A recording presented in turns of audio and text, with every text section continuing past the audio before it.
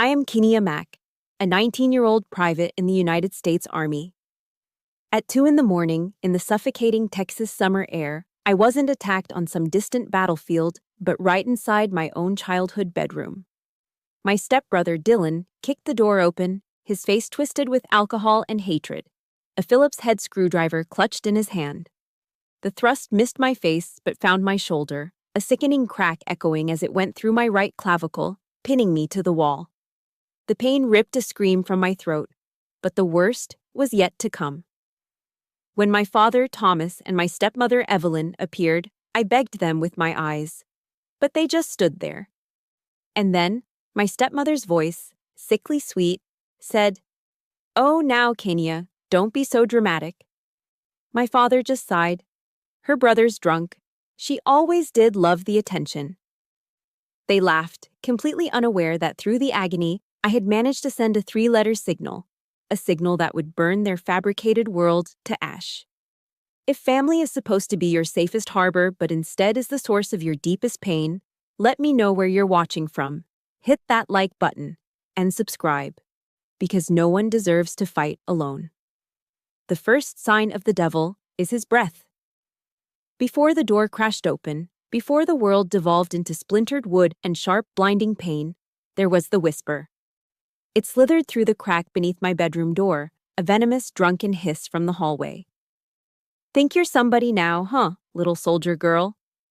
Dylan's voice was a slurry of cheap beer, probably the Pop's blue ribbon he favored. But the hatred in it was sharp enough to cut glass. "Come back here to show off." I lie perfectly still on my bed, the thin cotton sheet sticking to my skin in the oppressive San Antonio heat.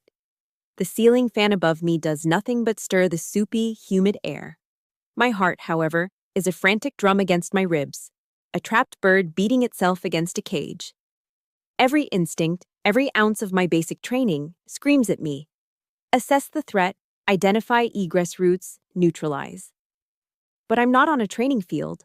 I'm in the room with the faded floral wallpaper of my childhood, and the monster outside is my stepbrother.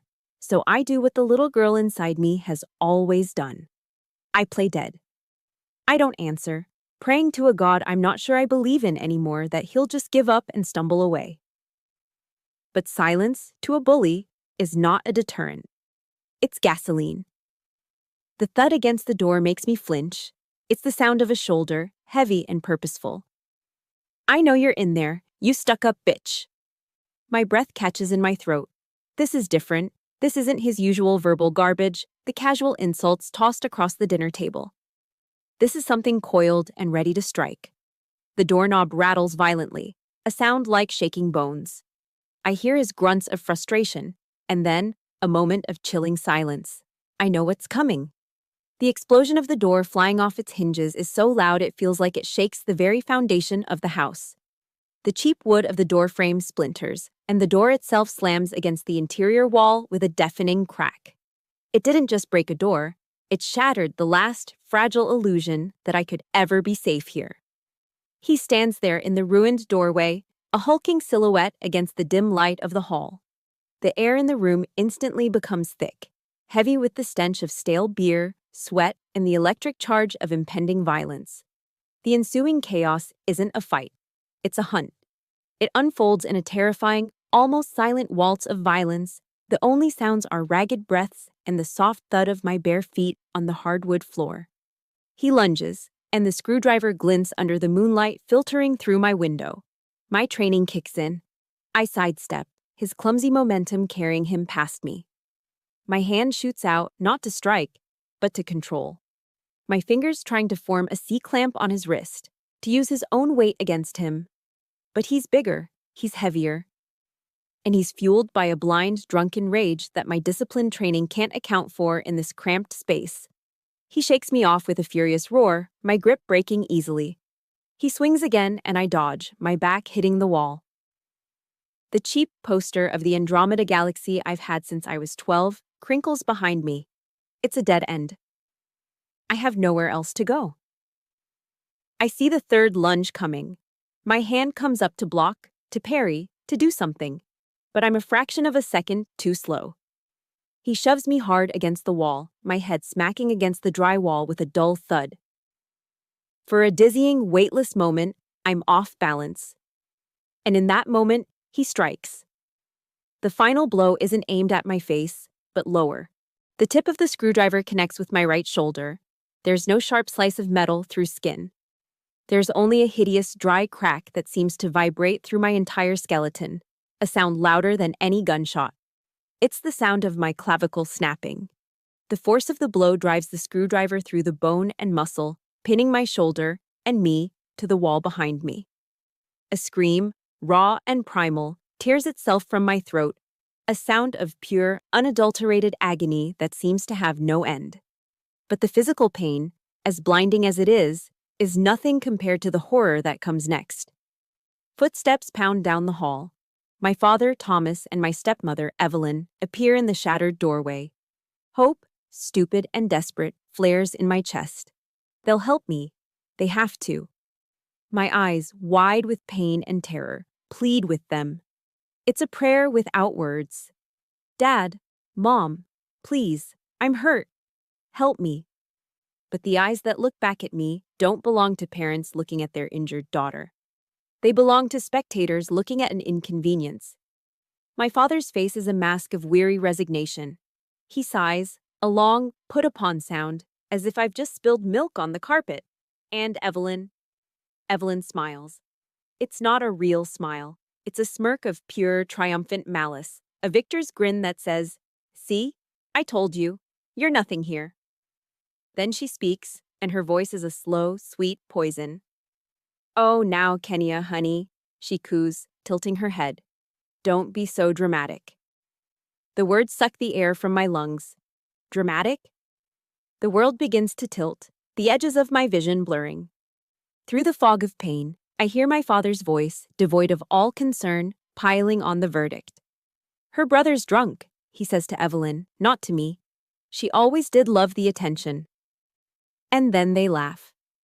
It's not a loud laugh, just a low, shared chuckle of amusement between them. That sound, that soft, dismissive sound, is 1,000 times more brutal than the screwdriver in my shoulder. My father didn't just abandon me. He took the side of my attacker. He signed, sealed, and delivered the death sentence of our relationship with a laugh. Something inside me snaps, cleaner and more final than my collarbone. My left hand, my uninjured hand, is trembling uncontrollably at my side. But it moves. With a will of its own, fighting through the waves of shock and nausea, it finds the cell phone in the pocket of my pajama pants. My thumb slides across the screen, clumsy and slick with sweat. 3 letters. SOS. It's not just a call for help, it's a vow. In that moment, as my parents' laughter echoes in my ears, the scared, hopeful girl named Kenya died on that floor, pinned to the wall of her childhood bedroom.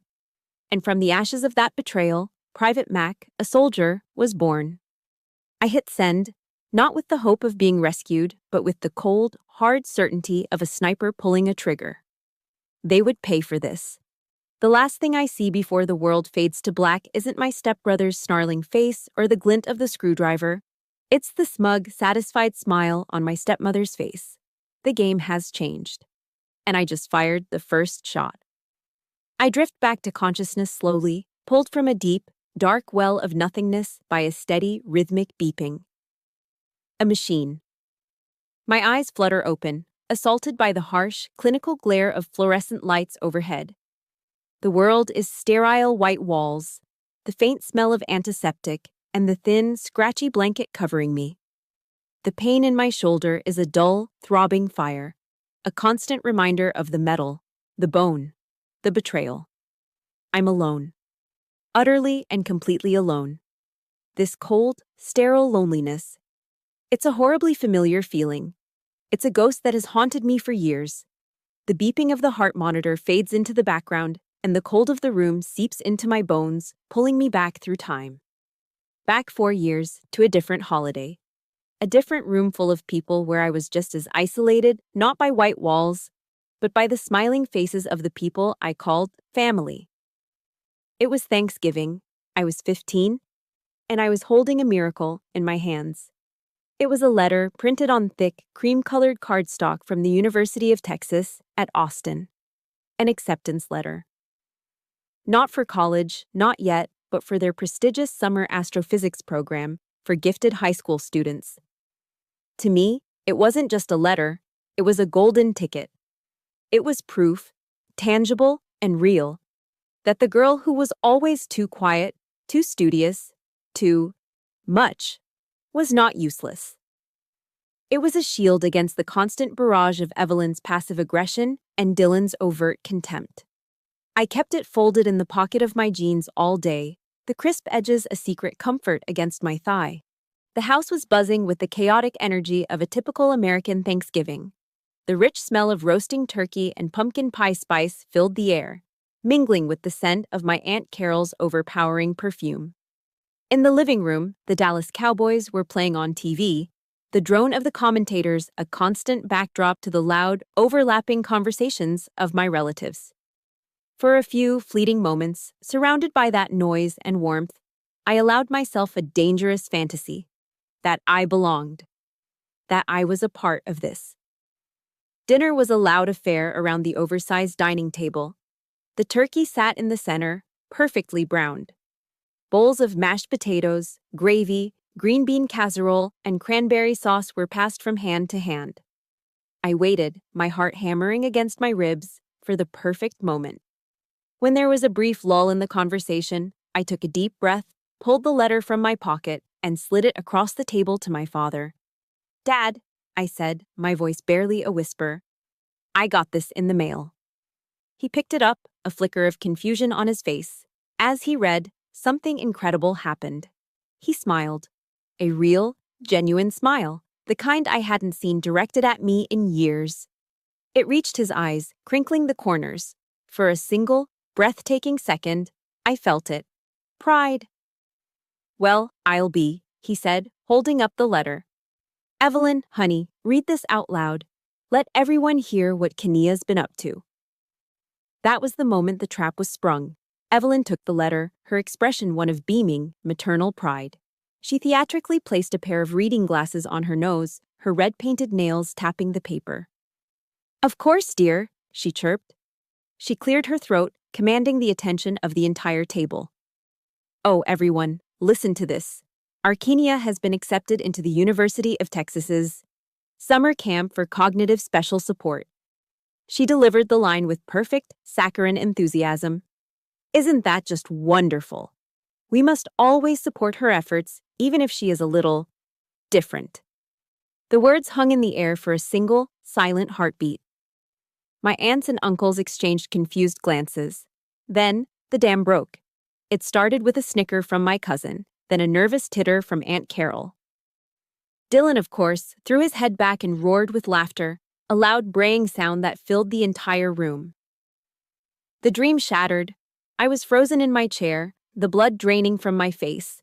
My entire world had just tilted on its axis. "No," I stammered, my voice sounding small and foreign. That's not what it says. It's for gifted and talented students in astrophysics." Evelyn looked at me, her face a perfect mask of gentle concern. She reached across the table and patted my hand. "Oh, sweetie, don't be embarrassed," she said, her voice dripping with false sympathy. "We're proud of you no matter what." With that single, devastating sentence, she sealed my fate. She had taken my greatest achievement, the brightest star in my sky, and extinguished it, reframing it as a disability. And she did it with the loving smile of a saint. I felt the hot sting of tears welling up in my eyes. I looked desperately at my father, begging him to intervene, to correct her, to say something. But he just sat there, that rare smile gone, replaced by a tight, uncomfortable expression. He wouldn't meet my eyes. No one would. The rest of my family looked down at their plates or offered me weak, pitying smiles, fully believing Evelyn's cruel lie. A single tear escaped and rolled down my cheek, landing with a soft plop in my pile of mashed potatoes. It created a tiny, salty pool in the middle of the creamy white. That single tear was the loneliest thing in the entire world. That night, I was crying silently in my room when a soft knock came at the door. It was my father. Hope, that stubborn, foolish thing, flickered in my chest. He was here to apologize, to comfort me. But he didn't come in. He just stood in the doorway, his frame blocking the light from the hall. "You embarrassed Evelyn tonight," he said, his voice cold and flat. There was no warmth in it, no fatherly concern, just disappointment. "You know she didn't mean it. She was just trying to include you. Now, you need to go out there and apologize to her for ruining the party." The words hit me harder than any physical blow. I was being ordered to apologize to the person who had just publicly humiliated me. My tears stopped. A cold, hard knot formed in my stomach. I looked at the man who was supposed to protect me, and I finally saw him for what he was. A coward, willing to sacrifice his own daughter for a moment's peace in his second marriage. That was the moment I learned that sometimes the deepest cuts don't leave a visible scar. If you've ever had a victory, big or small, turned into something ugly by someone who was supposed to be cheering for you, hit that like button to show some support and comment with a simple, "I see you," below. Because we all deserve to have our light acknowledged. I didn't go out and apologize. I stayed in my room and listened to the sounds of my family laughing downstairs. Later, after everyone had gone home and the house was quiet, I took the acceptance letter from my desk. I looked at the proud Longhorn logo of the University of Texas, at the words that had once felt like a promise of a brighter future. Then, slowly and deliberately, I tore it into tiny, irreparable pieces. I let the confetti of my broken dreams fall into the trash can. It was on that Thanksgiving night that I truly understood. In this house, my success was worse than my failure. It was a crime, and it was a scar I would carry long after the bruises faded. I thought joining the army would be an escape. I pictured a clean break, a place where my value would be measured only by my performance, my discipline, my strength. I was wrong. The ghosts of my past didn't just follow me to basic training at Fort Jackson, they enlisted right alongside me. They wore my uniform, slept in my bunk, and screamed in my ear louder than any drill sergeant. Basic training is a shock to the system by design. It's meant to break you down and build you back up. The problem was I was already broken. The constant noise, the sleep deprivation, the physical exhaustion, that was all manageable. The real enemy was the one that lived inside my head. It happened most often on the obstacle course. We were low crawling under barbed wire, mud seeping into our uniforms, our muscles screaming. My drill sergeant, a man whose voice was a permanent roar, got right in my face, his spit flying. "Mac, you are too damn slow. Are you weak?" In that moment, his voice faded, replaced by another, far more venomous. It was Evelyn's sickly sweet tone. "The poor thing," her voice echoed in my mind. "She's just not built like the other kids. She has to try twice as hard." My arms turned to lead. My movements became sluggish. Then came the climbing wall. As I slipped, my boots failing to find purchase, I didn't hear the groan of my platoon. I heard Dylan's braying laughter from that Thanksgiving. Useless. The years of their psychological warfare had installed a saboteur deep within my psyche, an inner critic more relentless than any physical enemy. It whispered their words into my ear with every push-up, every grueling march, every failed attempt. I was on the verge of quitting, of ringing that bell and admitting defeat. A terrifying thought began to take root. What if they were right all along? What if I really was a weak, attention-seeking failure? The rope was my nemesis. A thick, unforgiving braid of twine hanging from a wooden scaffold, it seemed to mock me. Day after day, I'd fail. I'd get a few feet off the ground, my arms burning, my grip slipping, and the voices would start their chorus. I'd slide back down into the dirt, the shame burning hotter than the South Carolina sun. One afternoon, after another pathetic failure, I was sitting by myself, cleaning my rifle and trying not to cry, when a shadow fell over me. I looked up to see Sergeant Elena Ruiz. Ruiz was different. She was a quiet storm. Where they screamed, she spoke in a low, controlled voice that carried more weight. She didn't yell, she observed. Her eyes, sharp and dark, missed nothing. She stood there for a moment, watching me. I braced for a lecture. Instead, she knelt, picking up a small stone. "Your problem isn't in your muscles, Private," she said, her voice calm. Her gaze was direct. It's up here. She tapped her own temple with her index finger. Who are you fighting on that rope? Is it you? Or is it some ghost you brought with you from home? The words hit me with the force of a physical blow. It was so accurate it knocked the wind out of me. For the first time, I felt seen. She didn't see a failed recruit, she saw a soldier fighting a hidden war. I couldn't answer. I just stared, my throat thick with unshed tears. She held my gaze for another second, then stood. Figure out who the real enemy is, Mac, she said, and walked away. Her words rattled around in my head for days.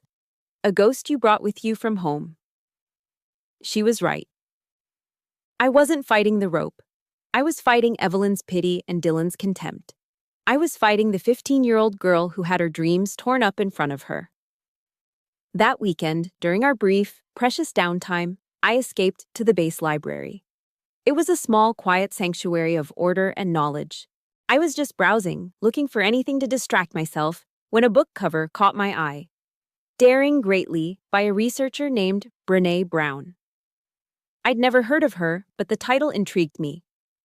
I sat down and started to read.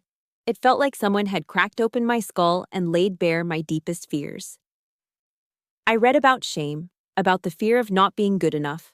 I read about how true courage wasn't about being fearless, but about showing up and letting yourself be seen, even when you can't control the outcome. Then I read one sentence that stopped my heart. Vulnerability is not weakness. I read it again. Vulnerability is not weakness. All my life, I had been taught the opposite. Evelyn's definition of my vulnerability was a flaw, something to be pitied or exploited. My father saw it as an inconvenience. To Dylan, it was a target. I'd come to the army seeking impenetrable armor, convinced that was the only way to be strong. But this book was telling me that the very thing I was trying to bury, my history, my hurt, my feeling of being broken, wasn't my weakness. It was the birthplace of my courage. It was a paradigm shift so profound it left me breathless. Only when we are brave enough to explore the darkness, I read, will we discover the infinite power of our light. A week later was our final test on the obstacle course. As I stood before the rope, my old familiar dread began to creep in. I could already hear the ghosts whispering, "You're going to fail. You're not good enough." But this time, a new voice answered them. It was quiet, but it was clear. Vulnerability is not weakness. I took a deep breath, the rough texture of the rope coarse in my palms. I started to climb. My muscles screamed. The ghosts started their assault. The poor thing, Evelyn's voice cooed.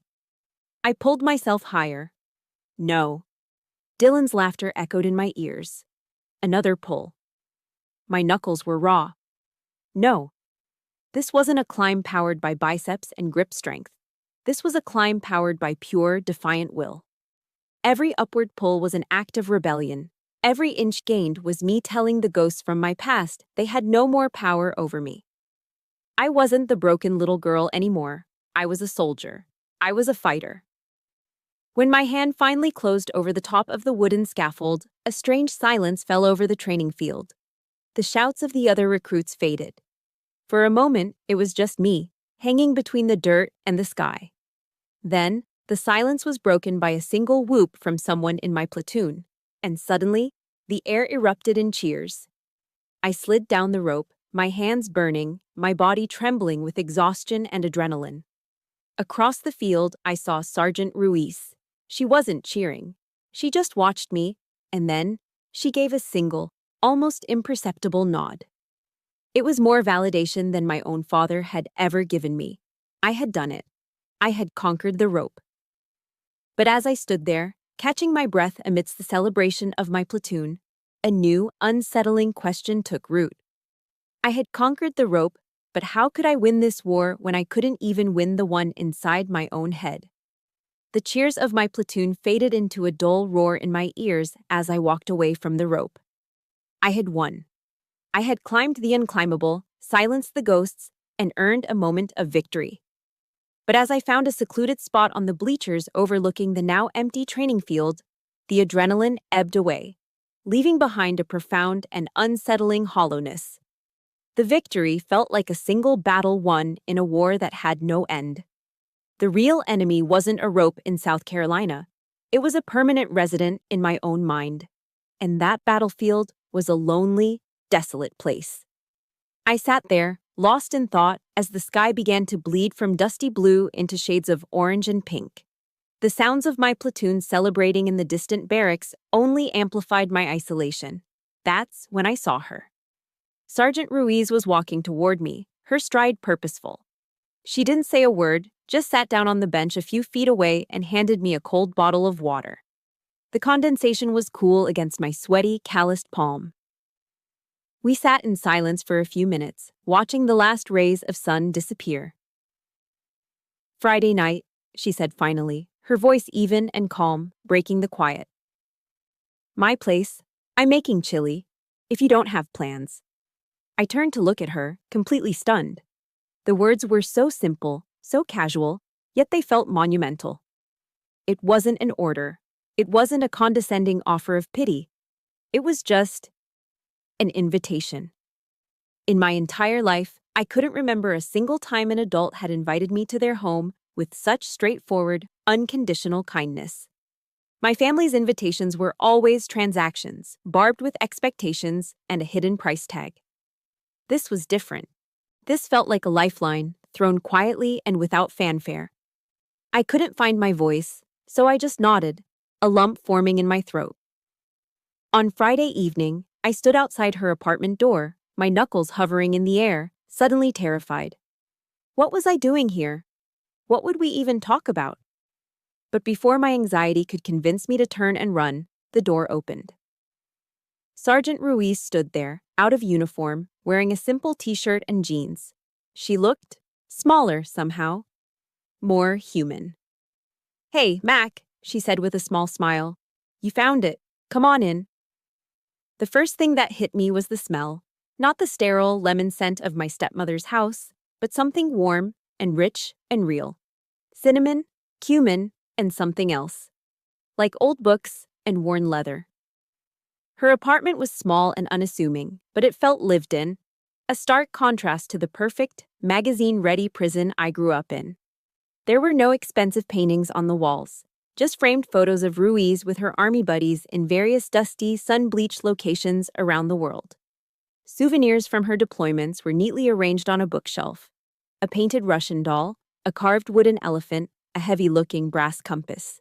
A huge, old German shepherd with graying fur around his muzzle lumbered over, sniffed my hand, and then leaned his entire body against my leg with a contented sigh. I instinctively started scratching him behind the ears. "That's Gunner," Ruiz said. "Don't mind him. He's decided you're acceptable." She didn't pepper me with questions about my past or why I was so quiet. She just treated me like a normal person. She asked if I wanted a Coke, and we sat on her worn-out couch and talked about the most wonderfully mundane things. We complained about the Texas humidity and made fun of a cheesy action movie that was playing on her small television. She asked in the most casual way, "So, how are you feeling today?"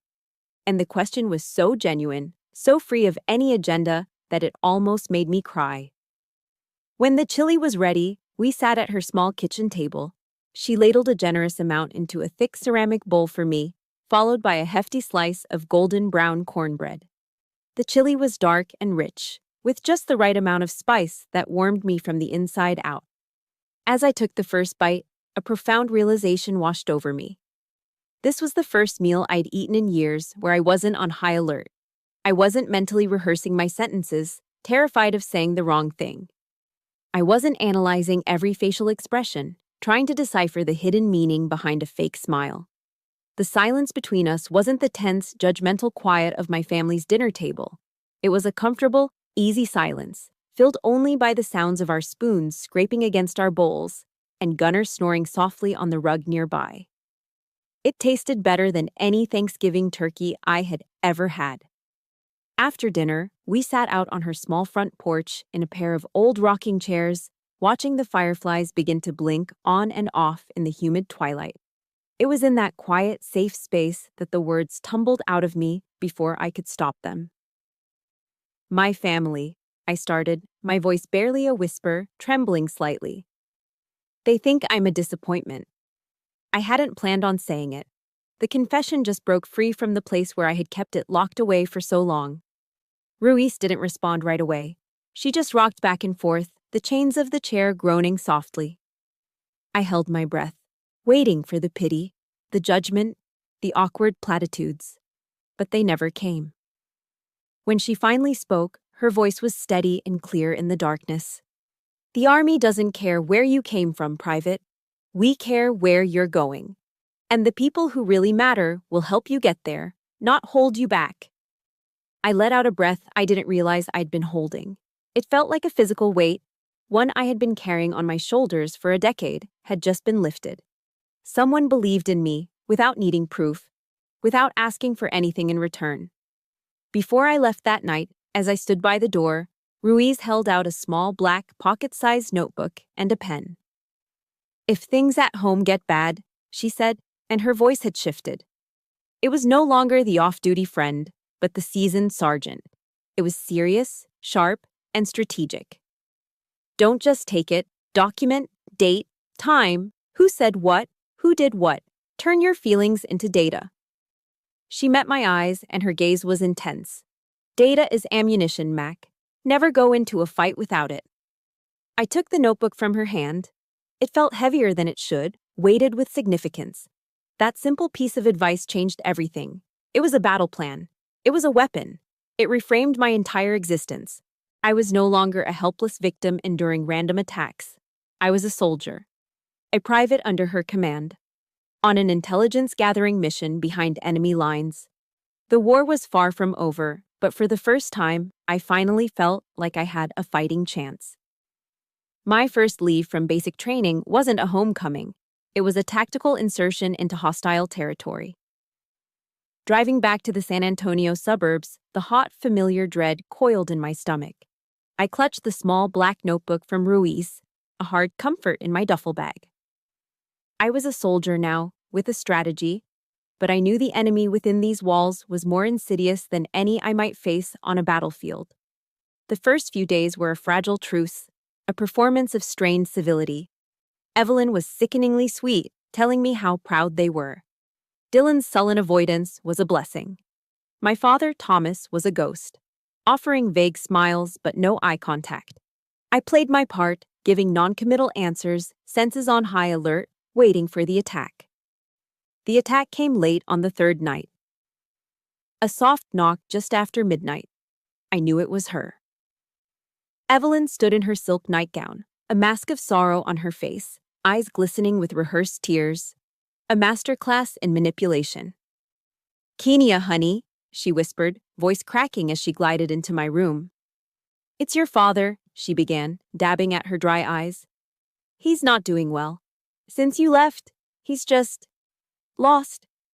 The doctor thinks it might be severe depression. Your absence has been really hard on him." The words were expertly aimed darts of guilt. A sickening pang hit my chest. The old Kenia, desperate for affection, wanted to believe her, to feel responsible. Responsibility, even for his pain, was a connection. I almost fell for it, almost offered my savings to fix the problem she was manufacturing. But Ruiz's voice cut through the fog. Data is ammunition. I kept my face neutral. "I'm sorry to hear that," I said, words like stones in my mouth. "What does the doctor recommend?" Evelyn's eyes lit up. "He's recommended a special therapy program, a wonderful facility. But it's very expensive.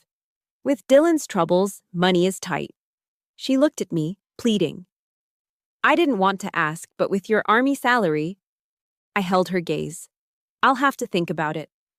The old Kenia would have agreed. The new Kenia was buying time. The next morning, I waited until they were gone. The house was finally, blessedly silent. I walked to my father's study, a room I was never allowed to enter as a child. My heart hammered against my ribs, not with fear, but with a cold, determined resolve. This wasn't snooping, it was reconnaissance. I didn't have to look hard. In the top desk drawer, under old bills, was a folder. Inside, there was no doctor's referral.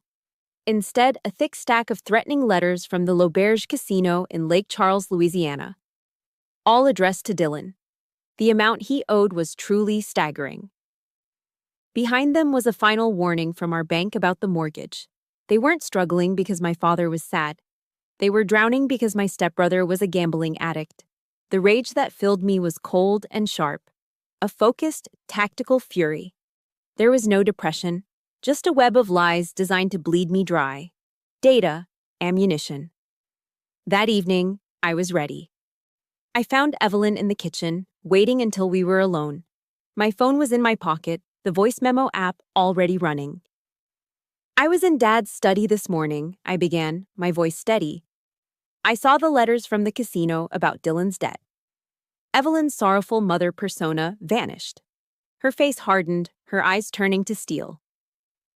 The mask was off. "So what?" she snapped, her tone low and dangerous. "He's your brother. You have a responsibility to help him. What's the point of that military paycheck if you're not going to use it to take care of your family?" "He's not my brother," I stated calmly. "And I'm not paying for his damned gambling addiction." Her eyes narrowed. The fake sweetness was completely gone, replaced by pure venom. "You think you're so much better than us now, in your little uniform." She stepped closer, her voice a low, venomous hiss. "Don't you forget who raised you. You will regret being so ungrateful, Kenya. I'll make sure of it." I didn't flinch. I just stood there. When she was done, I turned and walked away. In my pocket, my phone had captured every single word. Click. My first piece of hard evidence. My refusal detonated a Cold War. Dylan, no longer hiding his resentment, began a campaign of petty sabotage. He'd accidentally knock over my coffee on my book. He'd use up all the hot water before my shower. They were childish, pathetic acts of aggression, relentless and designed to wear me down. I said nothing. I just documented everything. The final straw came a few days before my leave was over. I went to my closet for my spare dress uniform, the one I kept meticulously pressed and cared for. It was my pride, a symbol of everything I had accomplished on my own. It wasn't there. A cold dread washed over me. I searched my room, and then I found it. It had been thrown in a heap in the corner of Dylan's closet, crumpled into a ball, covered in dust, and what looked like a smear of grease. It was a deliberate act of desecration. A silent, unambiguous message. I didn't yell. I didn't cry. I calmly took out my phone, my hands perfectly steady. I took a photo of the uniform, crumpled and stained on the floor. I took a close-up of the grease smear. Then I picked it up and walked back to my room, closing the door behind me. My arsenal was growing. The Cold War was at its breaking point. My quiet defiance, my refusal to be their ATM, was a simmering insult to Dylan's fragile ego. The petty sabotage wasn't working. I wasn't breaking. So he decided to escalate, to burn me to the ground, symbolically. I had just gotten back from a run, feeling strong, clear-headed. As I reached for the back door, he stepped out from the garage, blocking my path. His eyes were bloodshot, his face a twisted sneer, the air thick with the smell of cheap beer. "You're not gonna give me the money, are you?" he slurred, his voice a low growl. It was an accusation, not a question. I didn't take the bait. "I told you, Dylan, I'm not paying for your mistakes." A dark, manic grin spread across his face. "Fine," he spat. "Then I'll just take something else of yours." Before I could react, he shoved past me and stormed into the house. A cold shock of adrenaline shot through me. I sprinted after him, my heart hammering against my ribs like a trapped bird. "Dylan, what are you doing?" I followed him to my bedroom. The door was wide open. He was at my closet, pulling out the one thing he knew was sacred to me.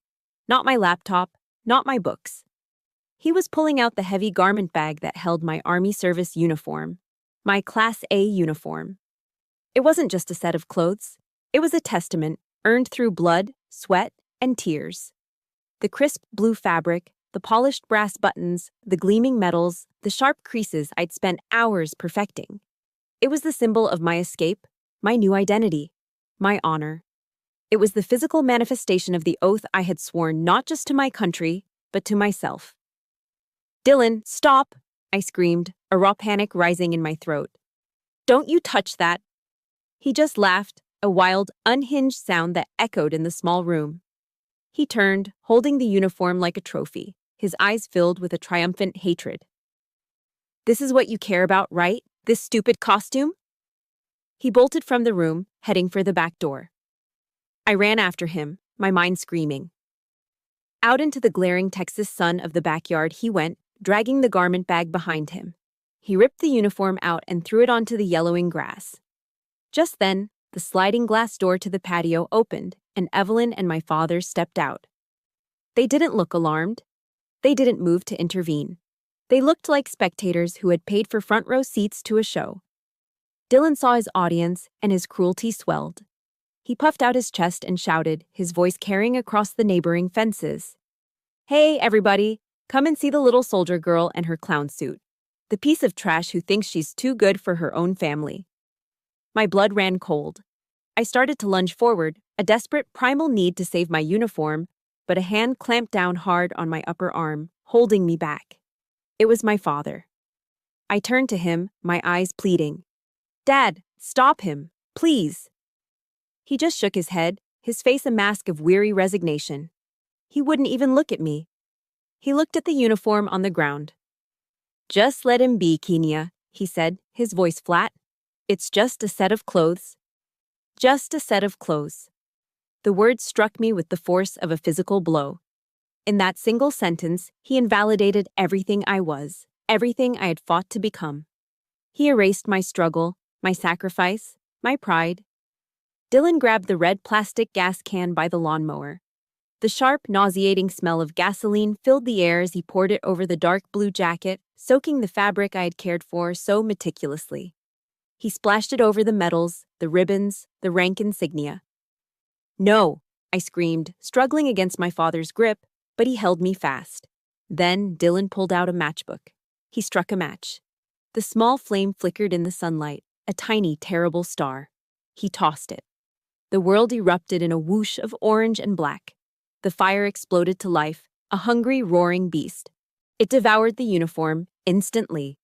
I watched in horror as the flames licked at the fabric, curling the edges into black ash. I saw the colorful ribbons on the chest blister and melt into unrecognizable plastic slag. The very symbol of my honor was being consumed in a bonfire of his jealous rage right in front of me. I stopped struggling. I just watched it burn. I tore my eyes away from the fire and looked at my parents. They weren't smiling, but their eyes were filled with a quiet, sickening satisfaction. The look of bullies who had finally dragged their victim down to their level. In their minds, they had just won. In that instant, something inside me shifted. The hot, frantic panic was washed away by a wave of something terrifyingly calm. The tears in my eyes evaporated. The screams died in my throat. A profound, glacial stillness settled over me. I turned my head slowly and looked directly at my father, whose hand was still clamped around my arm. I didn't raise my voice. I spoke each word with a cold, deliberate precision, the sound cutting through the crackle of the flames like shards of ice. Let me go. He blinked, startled by my tone. Now. There was something in my voice, a finality he had never heard before, that made him flinch. His grip loosened, and he let go. I walked forward, my steps even and measured, until I stood just a few feet from the smoldering, blackened ruin on the grass. Dylan was still standing there, a smug, victorious smirk on his face. I didn't look at the ashes. I looked right into his eyes. I didn't shout. I didn't cry. I spoke just loudly enough for all three of them to hear every single word clearly. This is the last time, I said, my voice devoid of all emotion. The absolute last time any of you will touch what is mine. The last time you will disrespect me. The war you wanted, you've got it. Then I turned my back on them, on the ashes of my uniform, on the entire toxic wasteland of my childhood. I walked back into the house, up the stairs to my room, and locked the door behind me. I pulled out my phone. My hands were perfectly steady. I sent a short, encrypted text to Sergeant Ruiz. Need to talk. Urgent. If you have ever had a final straw, A line crossed that changed absolutely everything. Show your support by hitting the like button, and let's stand together by commenting "line crossed" below. The Cold War was over. The hot war was about to begin. And I finally realized that the attack in the backyard was just a prelude. The main assault was coming tonight. That was the night Dylan would come for me with a screwdriver. That was the night it all truly began. Locked in my room, the smell of gasoline and burnt fabric still clinging to the air, I stared at the single word that flashed on my phone screen: acknowledged. The reply from Sergeant Ruiz was immediate, a beacon of calm in the chaotic aftermath of the fire. My heart was still hammering against my ribs, but the cold resolve that had settled over me in the backyard was hardening into something solid, something strategic. The shaking in my hands had stopped. I was no longer a daughter in shock. I was a soldier awaiting orders. My phone rang less than 5 minutes later. The caller ID read Ruiz E. I took a deep breath and answered. Mac. There was no preamble, no gentle, "How are you doing?" Her voice was crisp, professional, and all business. It was exactly what I needed. "Situation report, Private," she commanded. In a low, steady voice, I gave her the facts. I reported the incident in the backyard as if I were describing an enemy engagement. I detailed the destruction of my Class A uniform, the presence of my parents as complicit witnesses, and the final, unambiguous threat in Evelyn's voice from the night before.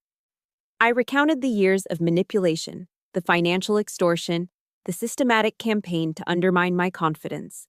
I told her about the evidence I had collected, the voice memo, the photographs of the ruined uniform, the gambling debts. I spoke for 10 minutes straight, uninterrupted. When I finished, there was a brief silence on the other end of the line. I could hear her breathing, slow and controlled. "Good," she finally said, and the single word was a validation of everything I had done. "You have your ammunition. Now you need a general. Write this down." I grabbed the black notebook she had given me. "David Chen, he's with an organization in Austin called the Warriors Aegis. It's a pro bono legal group for veterans. Chen is a former JAG prosecutor. He's tough, he's smart, and he doesn't lose. Tell him Elena Ruiz sent you. And Mac," her voice grew even more serious, "from this moment on, you do not engage with them alone. All contact goes through your lawyer. Understood?" "Hoo-wah," I replied, the military affirmation coming naturally to my lips. I had my mission. The next day, I drove to Austin. The office of the Warriors Aegis was in an old, unassuming brick building downtown, the kind with creaky wooden floors and the faint smell of old paper. It wasn't flashy, but it felt solid, serious. David Chen was a compact Asian-American man in his late 40s. He was smaller than I expected, dressed in a sharp suit, but his presence filled the room. He had the sharp, intelligent eyes of a hawk, and they missed nothing. He shook my hand firmly. "Sergeant Ruiz called ahead," he said, his voice direct. He gestured for me to sit. "She holds you in high regard." He didn't ask me how I was feeling or waste time with pleasantries. He got straight to the point. "Show me your evidence." This was a language I understood. I laid out my file on his polished mahogany desk, the voice recording of Evelyn's threat, the time-stamped photos of my desecrated uniform, the copies of Dylan's gambling debts from the Louisiana casino, the bank statements showing the money I had sent them under duress. I presented it all in chronological order, a cold, hard litany of my family's crimes. He examined each piece of evidence in complete silence, his expression unreadable. He put on a pair of reading glasses to study the fine print on the bank statements. He played the audio file, listening intently, his head cocked to one side. The silence stretched on, thick with tension. My own hope hung in the balance. Finally, he took off his glasses and looked up at me. He nodded slowly, a single, decisive gesture. "This is more than enough," he said, his voice laced with a quiet intensity that sent a jolt of relief through me. "We have a case." For the first time since this whole nightmare began, I felt a flicker of genuine hope. It wasn't just my pain anymore. It was a case. It was real. It was something that could be fought and won. They are bullies, Private Mac, Chen continued, steepling his fingers. And bullies only understand one thing: a superior show of force. We are not going to file a police report, not yet. That's a messy public battle.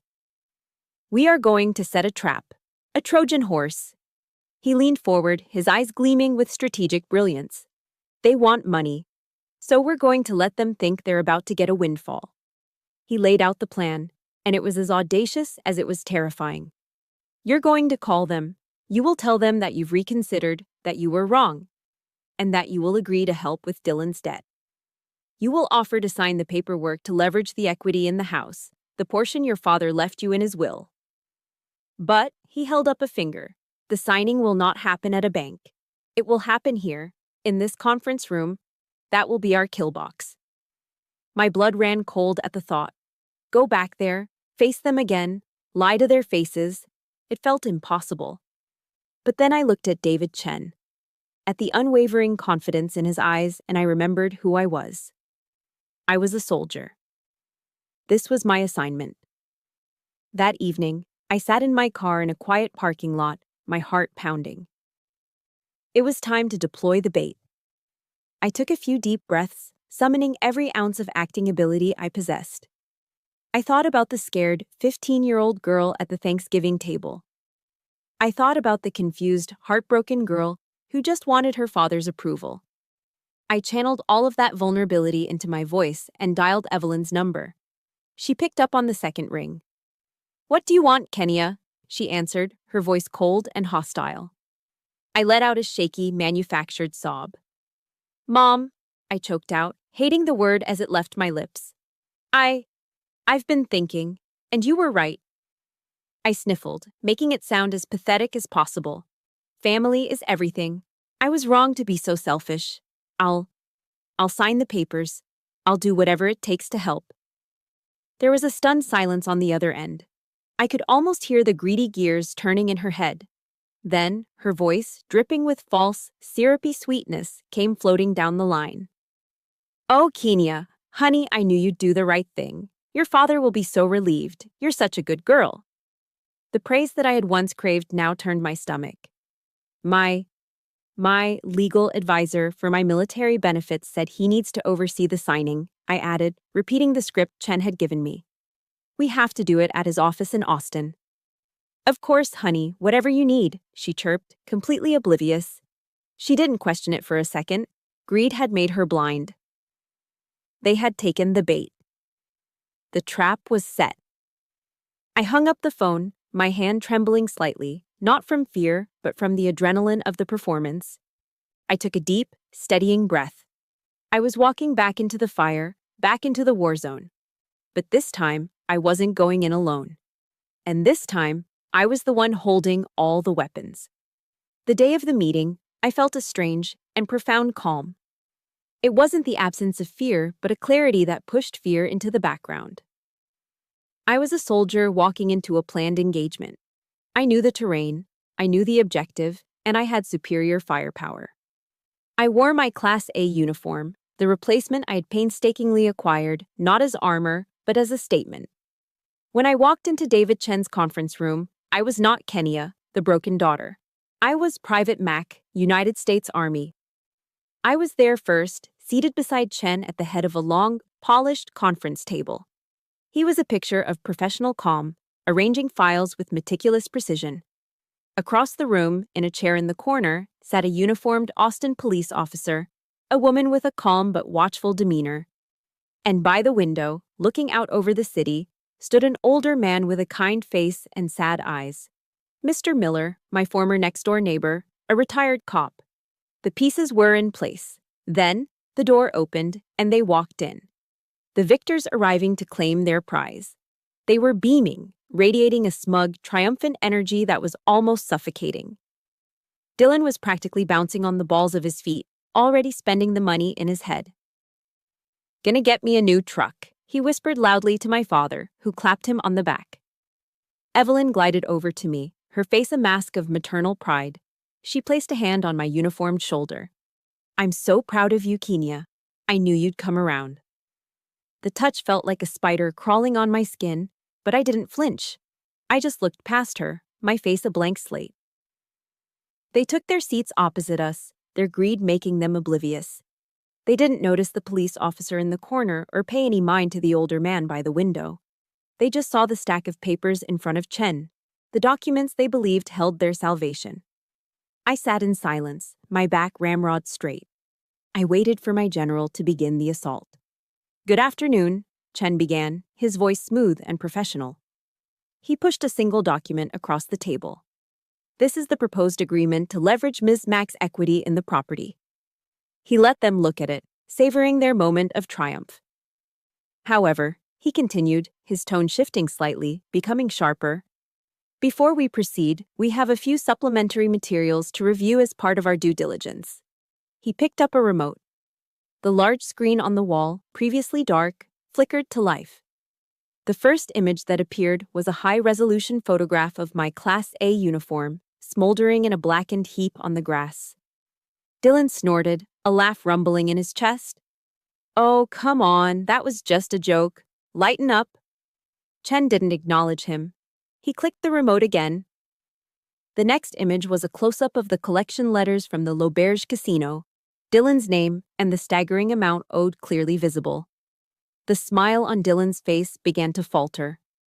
Click. A copy of the bank statement showing the wire transfer from my account to theirs. My father shifted uncomfortably in his seat. The smug atmosphere in the room was rapidly evaporating, being replaced by a thick, cold tension. "And finally," Chen said, putting the remote down and picking up a small digital audio player. He pressed a button. And Evelyn's voice, cold and venomous, filled the silent conference room. "You think you're so much better than us now, don't you? In your little uniform? You will regret being so ungrateful, Kenia. I'll make sure of it." The color drained from Evelyn's face. She looked like she had been slapped. That's illegal," she stammered, her voice a shrill squeak. "You recorded me without my permission." A thin, cold smile touched David Chen's lips. "Actually, ma'am, in the state of Texas, we operate under one-party consent, and Private Mac consented." He leaned back in his chair. "So it's perfectly admissible." That's when the dam broke. "You little bitch!" Dylan roared, slamming his fists on the table and lunging to his feet. "I'll kill you!" Instantly, the police officer was out of her chair, her hand resting firmly on the butt of her holstered Glock. "Sit down," she commanded, her voice ringing with authority. "Now!" Dylan froze, his face purple with rage, and slowly, shakily, sank back into his seat. My father looked like he was about to faint. Chen let the tension hang in the air for a moment longer, before gesturing towards the man by the window, who now turned to face the room. "And this," Chen said, his voice calm and steady, "is Mr. Miller. I believe you know him. He was your neighbor for 15 years. He's also a retired detective with the San Antonio PD." Evelyn and Thomas stared at him, their faces a mask of pure, unadulterated horror. Recognition dawned. "Mr. Miller," Chen continued, "was in his yard on the day of the joke. He is prepared to testify under oath about witnessing Dylan's verbal threats, the act of arson, and your presence as complicit, and I quote, cheering spectators." It was over. I could see it in their eyes. The fight had gone out of them, replaced by the stark, cold terror of cornered animals. Evelyn stared at Thomas, her mouth opening and closing, but no sound came out. They had lost, and they knew it. Chen let the silence stretch, letting the weight of their defeat crush them. Then, he slid a different set of documents across the table. It was 2 pages, bound with a simple staple. "You have 2 options," he said, his voice now like steel. "Option 1, I take this entire file, the audio, the photos, the financial records, and Mr. Miller's sworn testimony, and I walk it down the hall to the district attorney's office. Dylan will face felony charges for assault and arson. You and your husband," he looked directly at Evelyn, "will face charges for conspiracy and felony fraud. You will all likely do jail time." He paused, letting the words sink in. "Or there is option 2. He tapped the 2-page document. "You sign this agreement. It states that you relinquish all and any claim to the house, transferring the deed entirely to Private Mac. You will vacate the premises within 30 days. Furthermore, you will sign a legally binding, no-contact order. You will never again attempt to contact, harass, or approach Private Mac in any way, shape, or form for the rest of your lives. 30 days. On the 31st day, I stood alone in the doorway of my childhood home, new key in hand. The moving truck had rumbled away the afternoon before, a final unceremonious departure. The house was mine. And it was terrifyingly silent. I walked through the empty rooms, my footsteps echoing on the bare hardwood floors. The silence was a physical presence, a heavy blanket over everything. They had taken all the furniture, leaving ghosts behind. Faded squares on the walls marked where Evelyn's curated family photos, the ones that never included me, had once hung. It was as if they had never been here, yet their presence was everywhere. I made my way to my old bedroom, the scene of the attack. My hand went instinctively to the wall by the doorframe. There it was. A small, deep indentation in the drywall, a permanent scar from Dylan's screwdriver. I traced its outline with my finger. I had won. Legally, I was the victor. I owned the house, and they were gone, bound by a no-contact order. But standing there, it didn't feel like a victory. It felt like the ceasefire after a brutal war. The fighting was over, but the battlefield was scarred, and the cost had been immense. The last few weeks had been a blur of logistics and paperwork. Chen had handled everything with ruthless efficiency. They had signed the papers in his office without another word, their faces pale and drawn. They had packed under the watchful eye of a court-appointed supervisor. There were no dramatic confrontations, no final showdowns. They had simply vanished from my life, leaving a vast, echoing emptiness in their wake. I walked down to the kitchen and sat on the floor, my back against the cool cabinets. Forgiveness. The word had been rolling around in my head for days. I thought of my grandfather, reading to me from his worn Bible on the porch in Corpus Christi. I remembered a line he often quoted, the words of Jesus on the cross. Forgive them, for they know not what they do. As a child, I thought it was about their ignorance. Now, I understood it wasn't about them at all. Forgiveness wasn't an act of absolution for the guilty. It was an act of liberation for the wounded. It wasn't about excusing their actions. It was about refusing to let their poison continue to run through my veins. It was about my own peace. I knew I couldn't call my father. A phone call would be an invitation for more manipulation, so instead I found a pen and a single sheet of paper in a drawer. I sat at the empty kitchen counter where he used to read the paper every morning, and I wrote him one final letter. I didn't accuse him. I didn't list his failures. I just told him my truth. Dad, I wrote, I think I spent my entire life trying to earn a single, genuine smile from you. Just one. But on the night I needed you the most, the night I was bleeding in my own room, the smile you gave was for them. You chose your comfort over your daughter.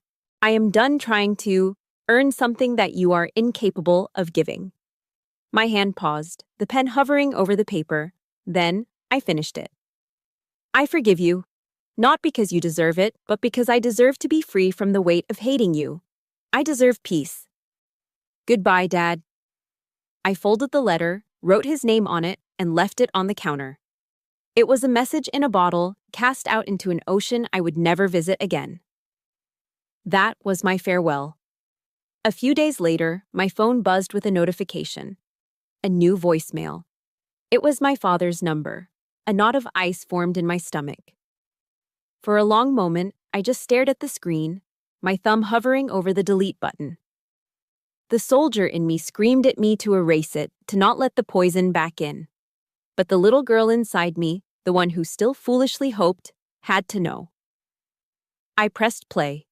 His voice was a broken, trembling thing I had never heard before, thick with tears.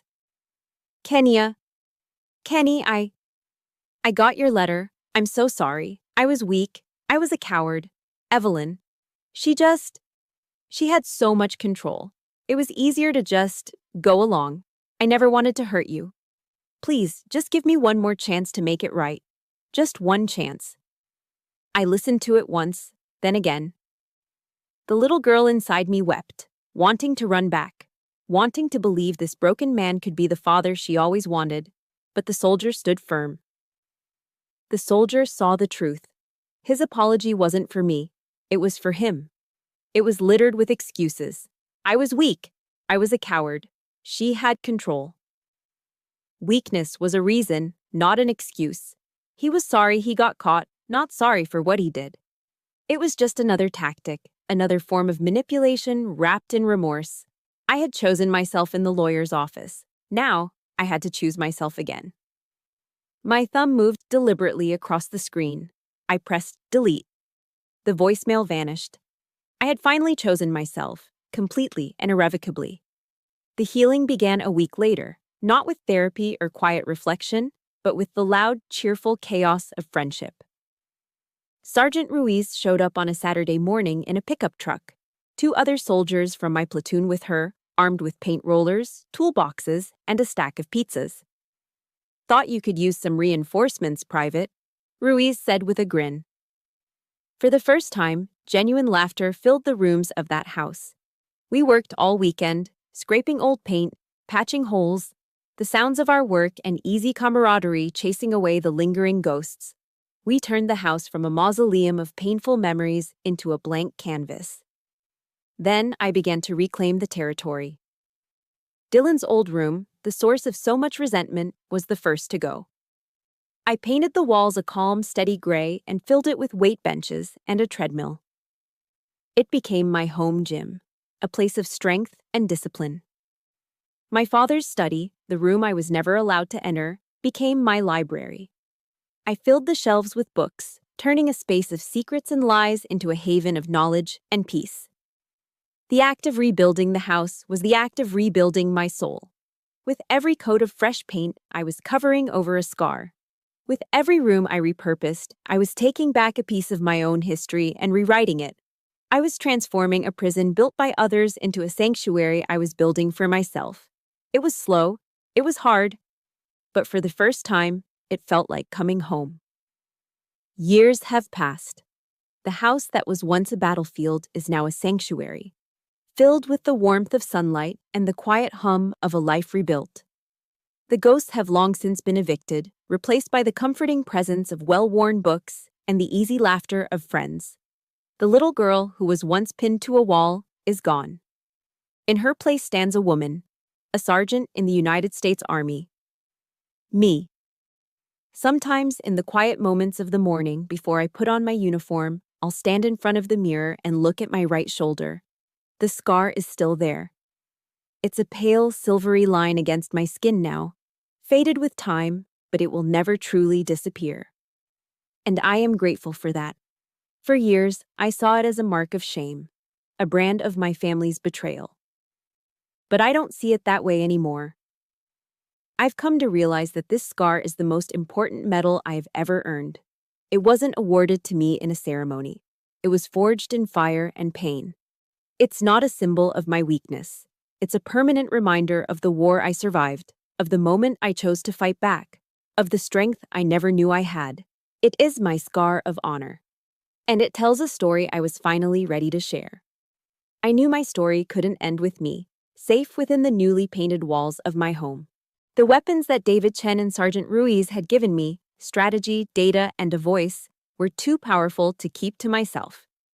I started working with Chen and the Warriors Aegis, volunteering on weekends.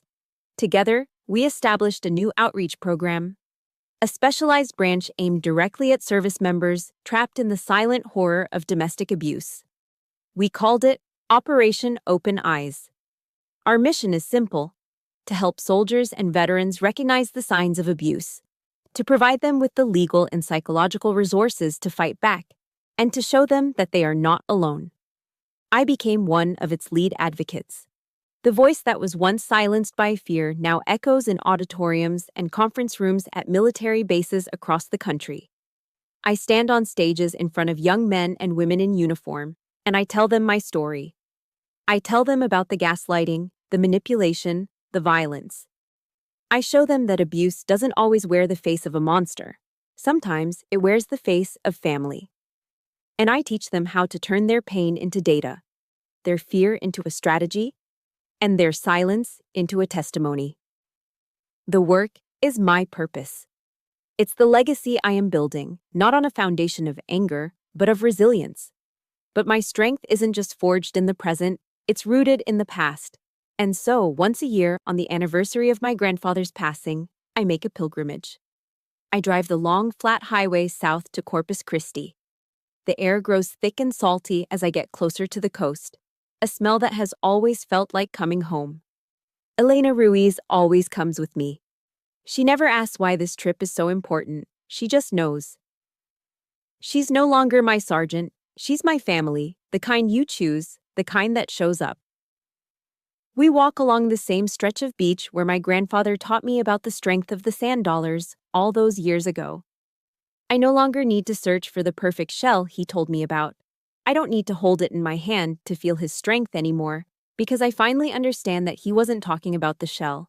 He was talking about me. His strength is a part of me now, woven into the very fabric of my being. I stand at the edge of the water, letting the warm Gulf waves wash over my bare feet, and I talk to him in the whisper of the tide.